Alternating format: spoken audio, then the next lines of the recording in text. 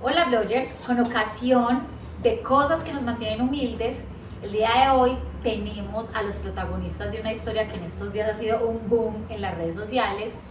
Es súper charro porque uno de ellos es mi socia y gran amiga Kelly y su esposo Andrés Vasco. Entonces, en cosas que nos mantienen humildes, el día de hoy queríamos hablar de, no sé si han tenido la posibilidad de verlo en redes, pero ellos en este momento están en el centro de que escándalo, chisme, no sabíamos, historia de terror, ¿cierto? Con unos estafadores, ¿cierto? Y ustedes dirán, ¿esto qué tiene que ver con cosas que me mantienen humilde? Resulta que la gente tiene la idea errada de que a nosotros los abogados no nos estafan y no nos dan en la cabeza por los conocimientos que tenemos en leyes. Y resulta que no hay afirmación más errada y más equivocada. Entonces, queremos hacer un pequeño segmento en el que desde el punto de vista del abogado queremos desvirtuar y desmitificar ciertos hechos que seguramente a varios de nosotros nos aquejan con ocasión de lo que les pasó a Kelly y Andrés. Al final de este video les vamos a poner donde pueden escucharse un podcast completo en el que está toda su historia, porque seguramente aquí vamos a empezar a hacer como preguntas muy puntuales y que el que no haya escuchado el podcast pues no tiene como el contexto completo, pero entonces vamos a poner ahí las indicaciones para que se lo puedan escuchar. Y bueno, no, comencemos con este segmento y con este espacio. Entonces, la primera pregunta, y es esa: a los abogados, primera cosa que vamos a desmitificar, los abogados también nos estafan, sí, ¿cierto? También nos estafan. Pregunta, ¿cómo fue que los estafaron? ¿Qué fue lo que pasó a grandes rasgos? Pues empezando por el tema de la desmitificación, pues la verdad es que era un cliente cualquiera. Era un cliente al que le tenía, digamos que un sistema de validación, o que lo daba por hecho un sistema de validación, porque era un estudiante al que ya le daban 2 materias, se movía entre el mismo contexto, de compañero de varios estudiantes que habían sido mis alumnos. Mi día a día, yo creo que yo veía más a la gente de la universidad que a mi propia familia, de lunes a viernes. Que hubiera pensado yo que si era una mala persona, pues no sé, algún estudiante o algún profesor que tuviera alguna referencia, pues me hubiera hecho posiblemente un comentario. Hoy en día ya muchos han salido a contarme si tenía fama de mentiroso, tenía fama de engañador, pero yo nunca recibí un comentario de esa naturaleza. Alguna vez alguien me hizo un comentario, pero resulta que quien lo hizo pues realmente éticamente no estaba digamos que validado para ese comentario. Entonces como que tuve la mala suerte de que y ni siquiera fue un comentario como muy relevante tampoco, ¿cierto? Tampoco fue como tan relevante. Empezó siendo nuestro cliente, le dimos asesoría jurídica 1 año. Esa es otra cosa, que él no llega como un cliente solo, él llega con su mamá, ¿cierto? De hecho, alguna vez estaba coordinando el tema de que si se iba a España, si podía tener las clases de X modalidad o no. Y incluso en la decanatura, en su momento, cuando hablé a alguien de decanatura, me dijo: ve, sí, yo conozco a la mamá. Entonces, o sea, es un sistema de validación que se te vuelve muy fuerte, en ese sentido de que no fue una persona como mucho gusto, me llevas a hacer servicio y más a prestar plata. O sea, no fue como de una vez, como eso, no, le prestamos servicios 1 año, 1 año que se le pasaban propuestas, 1 año que pagaba los servicios, que le prestábamos el servicio. Normal, y todo normal. Súper normal. Yo complemento algo, ¿no? Quienes ejercemos la profesión y la docencia, en algunas ocasiones nuestros estudiantes acuden a nosotros, es muy común, para que les llevemos procesos.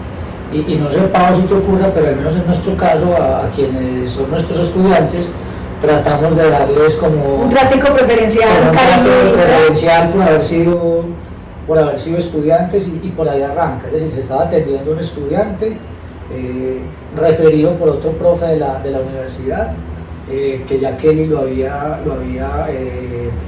conocido, y en medio de todo ese proceso, pues digamos que todos los servicios del primer año los pagó. Él contrató no solamente con Kelly, sino también con mi oficina, y durante ese tiempo, digamos que en principio no nos estafaron en la labor o en el rol de abogados, porque los contratos nos los pagaron, los servicios se dieron. Fue más eso que viene, digamos que el añadido que viene con algunos clientes, que en la medida que va pasando el tiempo, no sucede con todos, pero estamos seguros que no somos los primeros abogados que empezamos a tener relaciones de amistad con clientes. Me parece muy importante esta aclaración por lo siguiente. El que no ha podido escuchar el podcast, el que no los conoce a ustedes, cuando se pueden hacer como juicios de valor sobre la situación, dirán, pues que usted les dijo, hola, mucho gusto Alejandro, y que uno le dijo, mira, 200 millones de pesos. Obvio no. O sea, resultó que en su momento Olga y Alejandro se ganaron la confianza de ustedes como clientes y posteriormente como amigos, partiendo de lo que ustedes están señalando, que cuando se trata de alumnos, entonces uno los trata con mayor cuidado, en razón de eso. Fue con su mamá, durante todo un año fueron clientes normales que pagaron sus honorarios normales, y de manera posterior fue que ya en la relación de amistad se aprovecharon de dicha situación para ya finalmente estafarlos, ¿cierto? Sí, de hecho hay un tema, y es que cuando él pide el primer préstamo, nosotros tenemos un indicio, porque hablando con las otras víctimas que han resultado, hemos identificado como que todas ellas sienten que hay un momento en que él hizo clic y vio como una oportunidad en esa víctima. Entonces siento que la verdad solo nos iba a tener de abogados, es mi idea, algún día sabremos la verdad completa. No sé desde qué momento nos perfiló, no tengo ni idea, porque pasó un año. Aunque la gente nos dice es que el estafado, yo creo que quiere estar es contigo. Nos saltó a todos para llegar a ti. Bueno, el caso es... Si quiere estar contigo. Si quiere estar conmigo. El caso es que pasó un año y nos explican que este tipo de estafas se toman su tiempo, son pacientes.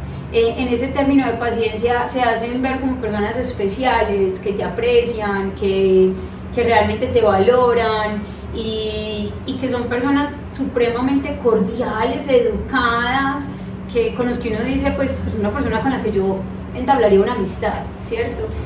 Además de todo eso, ella siempre llegaba con el cuento de que el papá de él, Fabio Estrada Chica, nunca le ayudó por él, nunca le prestó alimentos, nada. Entonces siempre le echaba el cuento a mi esposo, como es que tú tienes la oportunidad de ser un padre para Manuel Alejandro, aconsejarlo. Kelly, a mí me ha tocado muy duro, tú lo puedes aconsejar. Entonces nos empezó a jugar primero con el tema de hacernos sentir como responsables de alguna manera de él, que porque era un niño grande, así decía, es que Manuel Alejandro es un niño grande, y en ese niño grande pues encontrábamos las excusas, muchas actitudes que él tenía, y cuando yo veía esas actitudes, tú me conoces, Pau, mi nivel consejero, de sentarme, hablar con la persona. Entonces como que primero nos engancharon desde esa perspectiva, y cuando pidieron el primer préstamo, primero no había dicho nada de educado ni de España, que eso es otro mito, ¿cierto? Como que, ay no, claro, les digo, hola, mucho gusto, soy un duque español, no, su majestad, no. O sea, para colmo, cuando llega el tema y empieza con ese tema del ducado, ya nos debía plata, y no solo a nosotros, ¿cierto? Ya nos debía plata. Ya estábamos entrando en ese tema del pánico, de nos vigilan. Yo me acuerdo que yo busqué el tema educado de Cardona y pensé, no, pues pero si me cuenta eso, yo no estoy haciendo nada malo, y le comenté, busqué sobre el tema del educado, y se sabía toda la información que yo encontré, pero tú ahí no encuentras quiénes son toda la familia, pues o sea, no, yo no me puse a buscar mucho, para colmo pues sentía mucho miedo, ya estaban entrando en ese tema de pánico, que eso es otro tema. Es que hay un tema, Pau, y es que, y lo hablábamos, y digamos que en este proceso, en este último año, hemos aprendido mucho del delito de estafa, no solamente en calidad de víctima, sino tratando de estudiar o de entender cómo funciona, ¿sí? Y lo que hemos podido percibir es que hay una sobresaturación de información. Tú lo explicabas muy bien, que sí, ¿cómo era que decías? Que si en una mesa... Sí, este tema de ruidos era porque se lo explicaba a Pau en estos días a una periodista, que estábamos analizando nuestra experiencia ya desde un poco más, obviamente liberados de tanto miedo, de tanto escenario tan nebuloso, no sé. Y le decía yo a ella, mira, por ejemplo, si en este comedor yo te pongo 3 cosas y durante toda la entrevista tú ves esas 3 cosas y mañana te digo qué había en el comedor, posiblemente me sepas responder. Pero ellos eran personas que nos atacaban con demasiada información. Entonces, si yo lleno este comedor de 1000 cosas, posiblemente mañana no vas a poder decir exactamente qué viste.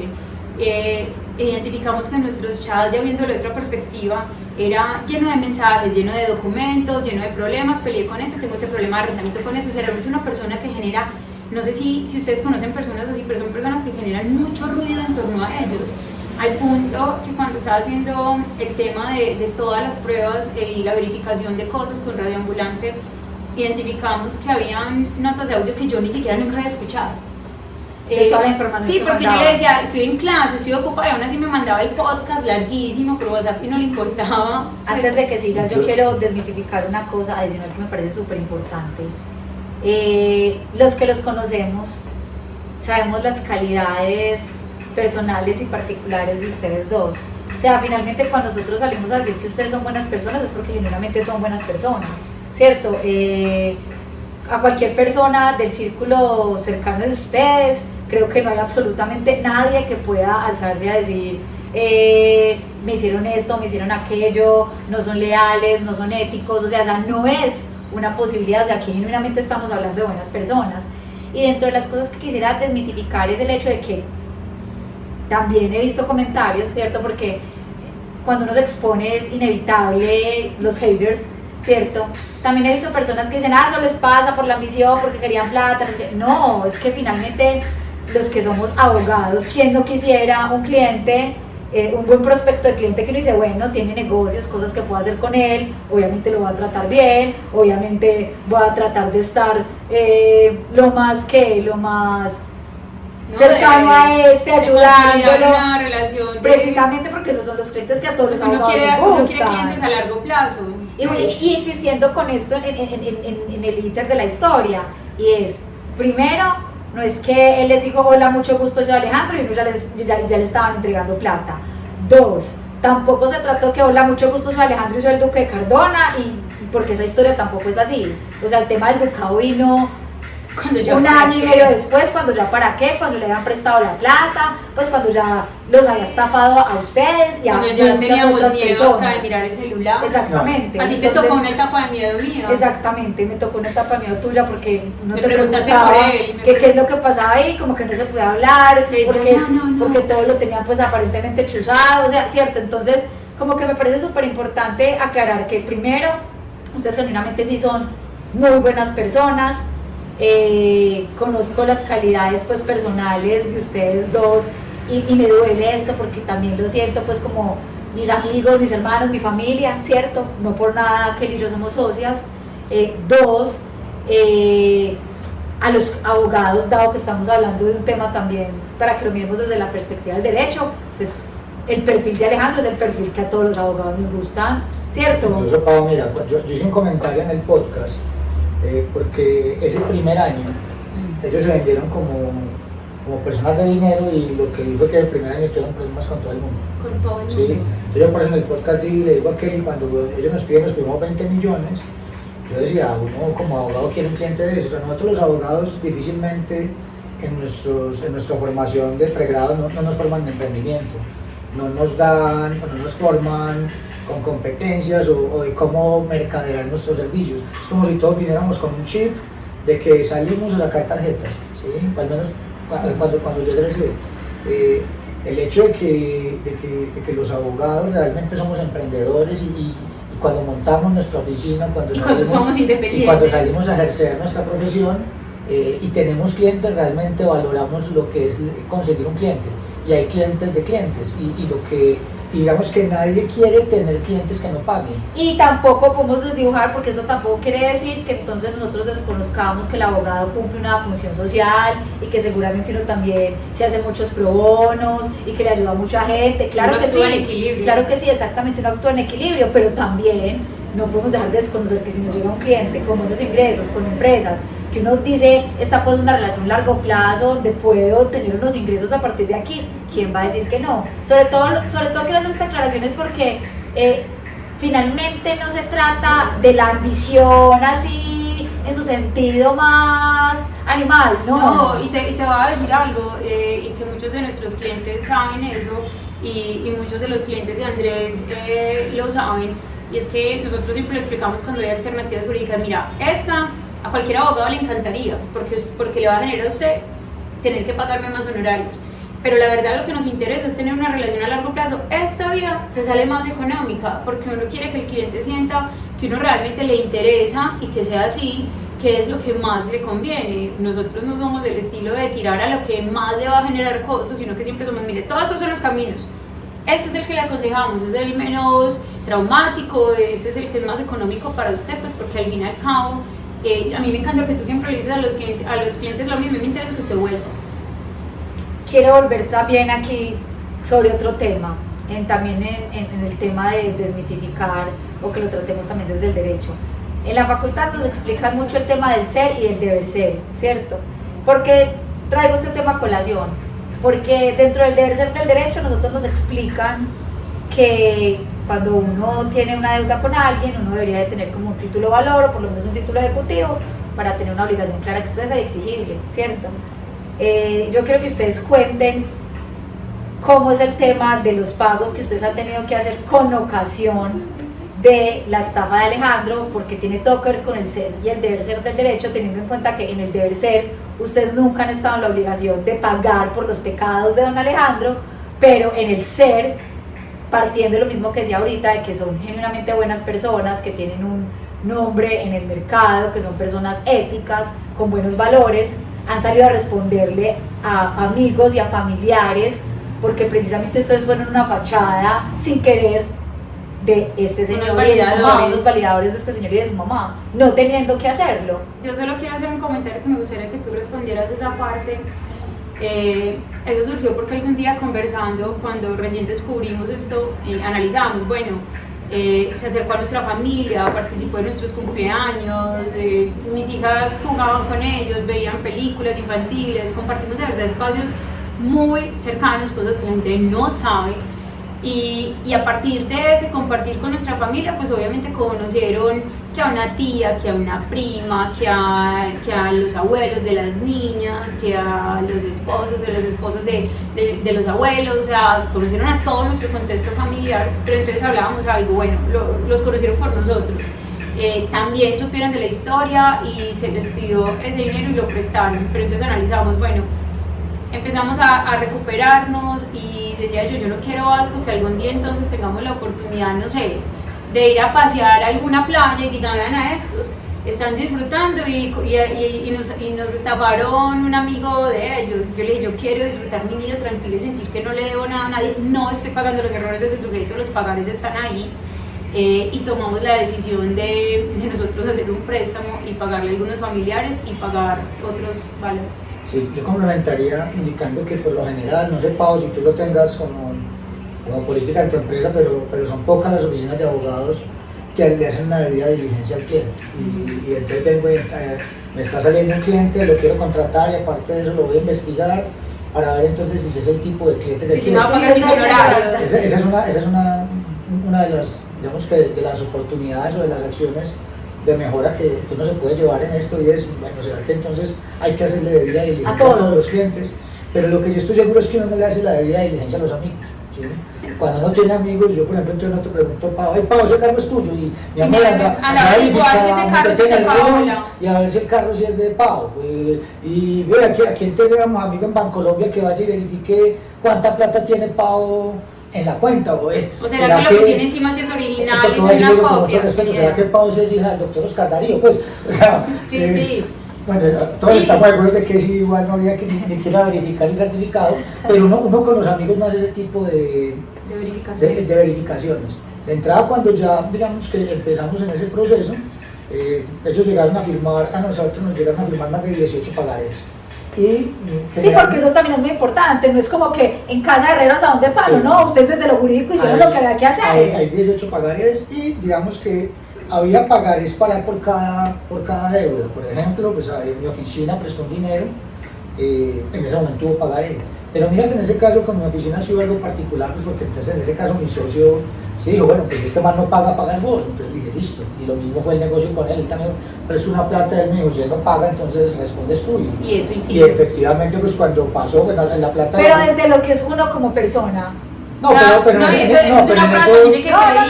hubo contrato, okay. Y yo era... ¿Y aparecías tú como garante? No era balista, pues hablando en términos jurídicos, porque no suscribí el pagaré, pero sí había un documento donde yo indicaba que... Pero también es una fuente de confiábamos tanto que de verdad, o sea, lo considerábamos pues, bueno, a los dos unos amigos. Yo no salgo a avalar a nadie y de alguna manera, entonces digamos que en la deuda en una de las deudas con mis socios, y si digamos que de palabra yo dije, si no, entonces yo respondo, ¿sí? Y en la deuda de la tía de Kelly, en principio se firmó el pagaré, firmaron solamente ellos el pagaré, pero tengo entendido que tu tía al final no lo hizo modificar, y ese pagaré lo terminamos suscribiendo también Kelly y yo. Entonces, digamos que a nivel jurídico de todas esas deudas había dos en las que eventualmente nosotros teníamos una obligación civil, pues para hablar en términos jurídicos, para venir a responder, una derivada, digamos que de un contrato, y la otra derivada de digamos que lo que denominamos de una eventual acción cambiaria que podría ejercerse. A todos los demás, por ejemplo en el caso de mi hermana, del papá de Kelly, de la esposa de mi padre, en esos casos que Kelly y yo fuimos determinantes para que hubieran ellos prestado el dinero, en ese caso, y esas deudas esas las asumimos nosotros. En el caso, por ejemplo, de las deudas a mi socio, las pagamos. Pero los pagarés con él siguen vigentes, o sea, la política de nosotros fue como una obligación. Abuendoso. Entonces esas deudas las pagamos. Le pagamos también a la tía de Kelly, a la esposa de mi papá no alcanzamos a pagarle todo, pero sí le alcanzamos a pagar 50 millones de pesos de 90 que ella prestó. Y al final tuvimos la conversación, salimos a hacer un préstamo, pese a que ya, digamos que la capacidad de endeudamiento la teníamos full por algunas otras obligaciones que habíamos adquirido por él y parte de los viajes. Pero esa fue la decisión que tomamos, pese a que en algunas no teníamos ningún tipo de obligación ni tampoco nos la estaban reclamando. No, tampoco nos la estaban reclamando. Tomamos la decisión de pagarles. Ok, tengo otra situación en la que quiero que se haga una claridad. Porque es muy charro, porque cuando uno se ve inventando Ana, uno se ve el estafador de Tinder, uno ve que uno dice, pues como que las viejas finalmente las está poniendo y dice, pero mientras estás pasando, bueno, yo te estaba gastando, no te importaba. Es que nosotros no nos gastaron. Por lo mismo inventando Ana, por eso digo, lo mismo en inventando Ana. Me acuerdo que al final la abogada le decía, pero mientras ella le está regalando a usted ropa nueva, invitándola a pasear, a usted no le importaba de dónde salía la plata. Entonces, también me parece muy importante que se aclare, porque, a ver, los viajes a España, eso fue de plata de ustedes, y ustedes no le merecieron a ellos absolutamente nada, porque genuinamente se trata de una amistad, no era interés. Mira, muy interesante esa pregunta, porque una vez, esa no se me va a olvidar, una vez salimos a comer varias de las personas que estábamos involucrados acá a un restaurante. Y el cuento de ellos era que las cuentas, las finanzas de Alejandro tenían que estar muy claras, y que Olga nunca podía poner plata. Eso quería decir que Alejo no podía gastar plata, ni Olga tampoco. Entonces, por ejemplo, esa cena, pues todos teníamos que pagar, y recuerdo como si fuese ayer. Pero Olga debía pagar lo suyo solamente. No, cada quien debía pagar lo suyo. Y de pronto Olga podía invitar a comer a Alejandro según las condiciones. Pero recuerdo que en alguna ocasión salimos del restaurante y dijeron que nos llegó un correo que yo había quedado debiendo como 3.000 pesos. 3.000 pesos, o sea, que yo había quedado debiendo 3.000 pesos, que porque cuando hicimos el cálculo de la cuenta que todo el mundo llega y suma, que a mí me faltaban 3.000 pesos. Mira, hay una anécdota dolorosa. Entonces, digo, ni cuando estuvieron en los viajes, ni cuando estaban acá en Medellín, ustedes no les merecieron, pues como que diga, ay, no, es que Kelly estaba llena de detalles y de regalos por ellos, no. O sea, no hubo ni regalos, ni detalles, ni los invitaron a un viaje. Sí, hay una anécdota con un regalo muy loco. Pero párame bolas, me parece muy importante hacer esa claridad, porque volviendo a insistir lo mismo, es que se trataba de un amigo, ¿cierto? Y normalmente pues uno sí tiene amigos que el cumpleaños le dan unos, pues cositas, ¿cierto? Normal, pero no son desbordados pues con uno, como la gente pensará que es que ustedes en aras de su ambición y mientras estaban ahí pegados gastando plata no les importaba, ¿no? No, ven, yo cuento una anécdota que es dolorosísima. Ya llevábamos más de un año de amistad, 2019-2020, empezando 2021 nosotros nos pasamos de casa, ya le habíamos prestado una plata. Y me dice, profe, mira, hay un señor que le debe muchísima plata a mi mamá, trabaja en una empresa que vende mobiliario, no voy a decir el nombre, trabaja en una empresa y no tiene liquidez para pagarle. Ella ya no sabe ni qué muebles sacar, porque quedaron entonces que como él trabaja allá, mi mamá va a sacar unos muebles de allá y que a él le sacaban esa plata por nómina, pero es tanta la plata que le debe que mi mamá ya no sabe ni qué silla escoger. no tiene nada que ver, entonces eso me lo dijo ella, no tiene nada que ver con la ayuda que ustedes les prestaron a mi hijo, al contrario, es un detalle que quiero tener con ustedes, porque ustedes han adoptado a mi hijo Kelly, gracias, eso es lo que uno más ama, que le quieran a los hijos. Ustedes se pasaron y en el lugar que se pasaron ya van a necesitar un comedor, cómprenlo. Y yo les dije, no, gracias, no se preocupen, eso no es necesario, pero miren un comedor. Y yo, mira, yo no, y es más, fui y compré mi comedor yo en To Go, y le mandé foto y le dije, mira, yo voy a comprar el comedor. Y es que, está muy bonito, cuando lo digo está muy bonito, pero, profe, no es en serio, nada que ver con lo que nosotros debemos. Mi mamá de verdad quiere tener ese detalle con vos, insistió. Tengo los chats de todo lo que nos demoramos en la conversación, que sí, que sí no, yo viendo el catálogo, será.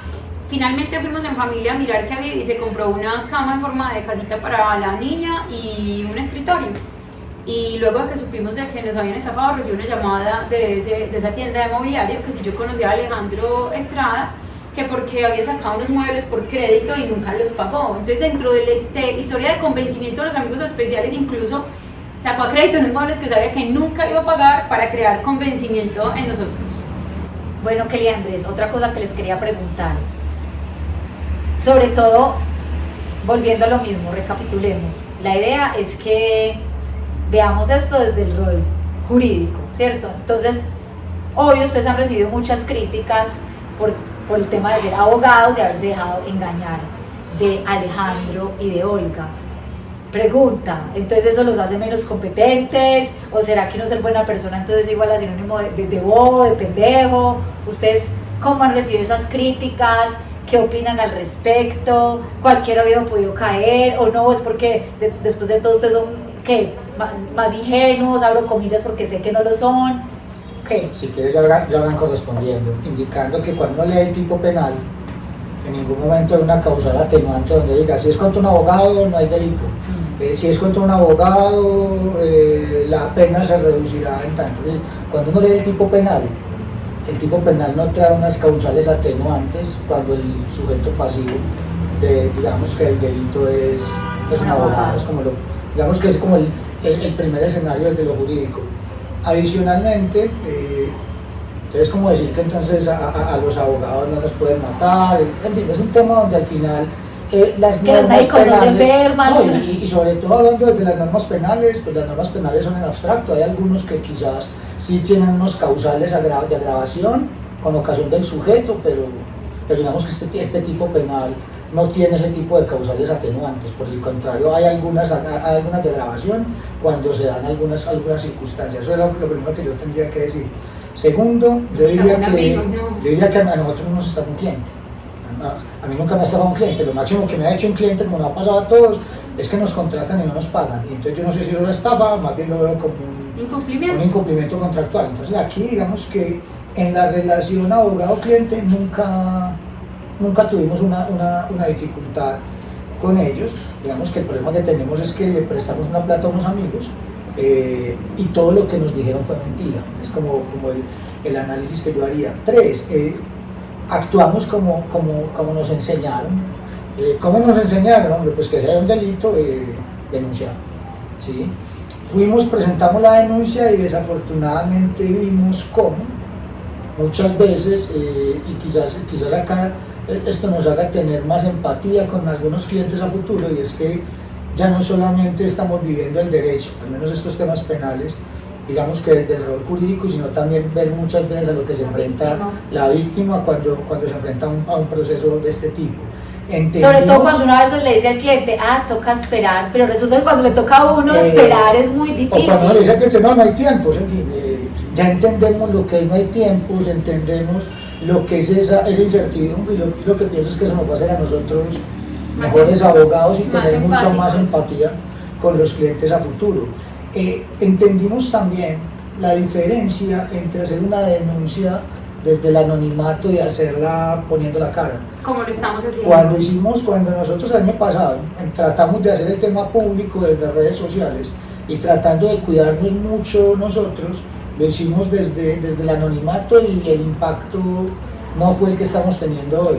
Sabíamos que nos íbamos a someter al escarnio público, sabíamos que iba a haber comentarios positivos, que iba a haber comentarios negativos, pero estábamos convencidos que ese era el precio que había que pagar para exponerlos. Y hubo un hecho fundamental que ocurrió el año pasado, que creo que fue lo que en última instancia nos hizo revivir todo el proceso y quizás meterle mucho más a esa oportunidad que se dio con Radio Ambulante, y tiene que ver con uno de los números que utilizaron. Ellos utilizaron varias personas, crearon supuestamente diferentes personajes ficticios para tratar de validar la historia, y en uno de esos números telefónicos que utilizaron, que él vio cómo fueron cambiando como las fotos del perfil que usaban. En la última había dos fotos, había una foto de unos niños. Yo recuerdo que ese día que él volvió nuevamente a revivir todo, quizás pensando en todo, porque cuando esto ocurrió a nosotros nos tocó socializarlo con nuestras hijas, porque eran parte de... Pues las sacamos del colegio, ellas también vivieron eso y compartieron con ellos, les hacían dibujos, los querían. Yo me acuerdo que Alejandro llegó una vez de un viaje y lo fuimos a recoger en el aeropuerto, y las primeras en arrancar corriendo a saludarlo felices de volverlo a ver tus hijas. Fueron mis hijas. Entonces después nos tocó contarles esa situación, y creo que el hecho de haber visto a los niños revivió en Kelly todo este asunto, y bueno, pese a que hay con nosotros otras 14 personas de nuestro grupo que de una u otra manera resultaron afectadas, pues solamente 4 hemos decidido hasta el momento venir y ponerle frente a la situación. Eso me parece muy importante, porque supongo yo que esta situación no es fácil, y sobre todo porque en este momento ustedes son la cara visible del tema, pero resulta que es que Alejandro y Olga estafaron a muchísimas personas más, Y antes de nosotros. exactamente. Incluso les contamos que a partir de estas publicaciones muchas personas se han comunicado con ustedes a decirle: a mí también me estafó, a mí me hizo esto, a mí me hizo aquello, no nos atrevíamos a hablar. Entonces no puede ser que a las personas que los exponen, lastimosamente en este momento están enfrentando también a quien no es tan empático con el tema, pero como lo dijiste, es el precio que hay que pagar por exponer a quien finalmente no está actuando Que no ha sido como fácil ni ha de derecho. pagar, y a ti te ha tocado ver parte de ese precio.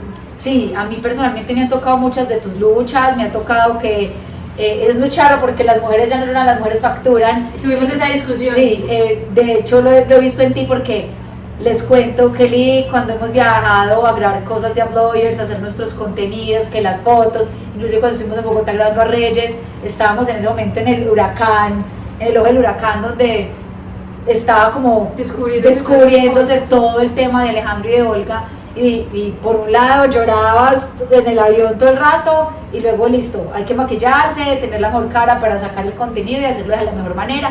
También en el trabajo ustedes, a pesar de que sucedió todo este tema, Estamos trabajando más que nunca. Estoy cuando dijeron hay que salir a trabajar más que nunca y a ponerle la ficha, el alma, las cosas, y no dejarse caer. Entonces también me parece muy valioso contarle a nuestra comunidad que, a pesar de que todo el mundo tiene dificultades, miren que una de nuestras uploaders también tiene una dificultad con la que muchos se pueden identificar, y aún así salió a trabajar, a meterle, a no dejarla caer, que finalmente es también como parte de los presupuestos que nosotros siempre le decimos, que hay que vivir la vida en todo con toda. En todo, con todo. Quisieran contarnos ustedes aquí para finalizar qué cosa piensan que es necesario aclarar para que de una vez la aclaremos, y si no, entonces para que ya cerremos. Mira, Pau, yo debo confesar que hubo unos días en que estuve leyendo los comentarios, empecé leyendo los comentarios del público de Radio Ambulante y me sorprendí. Tienen un público de verdad culto, con comentarios que no están pegados como de esa necesidad de herir al otro. Obviamente uno que otro comentario sí un poquito salido de tono, pero hace poquito leí un comentario también que me dolió mucho, y mi esposo me regañó y me decía: no, a mí no me cuentes cosas malucas, que tenemos un objetivo. Y cuando me empezaron a contactar las otras víctimas, pensé literalmente al carajo. O sea, yo sé quién soy, yo sé qué viví, es mi historia, así como la historia de otras víctimas. Ellos podrán hablar lo que quieran, pero ellos no están saliendo aquí adelante trabajando. Ellos no vivieron mi terror ni mi miedo con el celular, con esto, con que si me persiguen, con si me están vigilando. Ellos no vivieron mis temores. Ellos no estuvieron ahí para abrazarme cuando estuve más mal y cuando sentía que emocionalmente no iba a ser capaz con esta situación. Ellos no estuvieron aquí. Así que Y tampoco para pagar las cuotas de nada. préstamo que se hizo para responderle a todo el que ustedes le respondieron. muchísimo, no se imaginan cuántos montones de los mensajes que me llegan por interno de mis ex estudiantes, de mis colegas, de mis amigos, de personas que hace rato no sabía de ellos y sacan de su tiempito para escribirme. Me estoy nutriendo de ellos. La verdad, sobre la gente que se dedica a tirar odio por redes, me pregunto y lo publiqué así en mi Instagram, ¿por qué sacan de su tiempo tan precioso para gastar tiempo para herir a otros? No, todavía no lo comprendo. O sea, posiblemente yo veo cosas en Instagram de alguien y genero mi juicio, mi crítica, pero no saco el tiempo para ponerme a escribir cosas porque finalmente descubro, yo qué sé. Y es tu juicio. Es mi juicio, yo estoy viendo un pedacito de lo que podrá ser todo el contexto de esa persona. ¿Quién soy yo para ponerme a qué opinar, a decirle cosas feas? Evidentemente siempre se paga un precio, pero ese precio que estamos pagando está valiendo la pena porque seguramente les va a quedar muy difícil volver a engañar a por lo menos cada una de las personas que ha visto esto. Yo diría que hay unas palabras que han utilizado en redes sociales. Una es ambición y la verdad es que sí, los abogados y los emprendedores somos ambiciosos, cada vez queremos vender más, queremos prestar un servicio, queremos tener mejores clientes, queremos tener mejores oportunidades para quienes trabajan con nosotros, en mi caso personal para mi familia. Entonces, si soy un ambicioso por querer vender más, por querer prestar un mejor servicio, por querer destacarme en lo que hago, sí, soy el más ambicioso del mundo. Bobo, si soy bobo por creer en la buena fe, si soy bobo por ayudar a los amigos, si soy bobo por creer en otros padres de familia, soy entonces el más bobo del mundo. Últimamente acá en Colombia se ha venido gestando como una cultura del vivo, y entonces el vivo es el que entonces no hace la fila, el vivo es el que no respeta, el vivo es el que se pasa a los que respetamos las normas de alguna manera, y si entonces esos son los vivos y esos son las personas, digamos que entonces no somos de esas personas, somos los que respetamos la norma, somos los que creemos en lo que nos dicen, creemos en el principio de buena fe, ayudamos a los amigos, ayudamos a la familia y obviamente independientemente de esto que nos pasó, lo seguiremos haciendo. Y también seguiremos creyendo en el derecho porque Total. la justicia, aunque de pronto llegue tarde, confiamos y esperamos que llegue. No, y al final quizás todo este movimiento que se está dando, de pronto haga mover a la fiscalía, entonces eso nos hace a preguntarnos algo, y es, bueno, entonces si tenemos un cliente en una situación de estas, que la recomendamos, las vías tradicionales del derecho o empezamos a innovar en redes sociales, y yo pienso que no debería uno acudir a este tipo de espacios para que la justicia se mueva, pero bueno, hay ocasiones en las que si estás haciendo algo y no funciona, hay que hacer algo diferente para obtener un resultado distinto.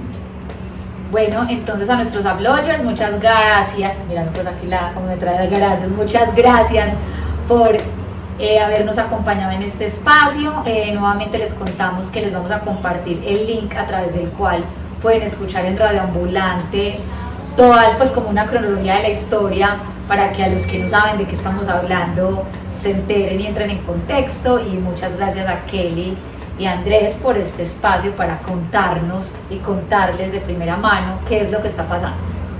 Muchas gracias. No, yo también les doy las gracias a ambos por abrir estos espacios, porque al final no somos los primeros abogados estafados. Hubo un escándalo muy grande con unos títulos judiciales donde hubo más de 400 abogados estafados y ninguno obviamente salió a contar lo que le pasó, y es entender que independientemente de lo que enseñamos, de lo que aprendemos y de lo que trabajamos, perfectamente también podemos ser víctimas de cualquier tipo de delito. Somos seres humanos. Somos seres humanos.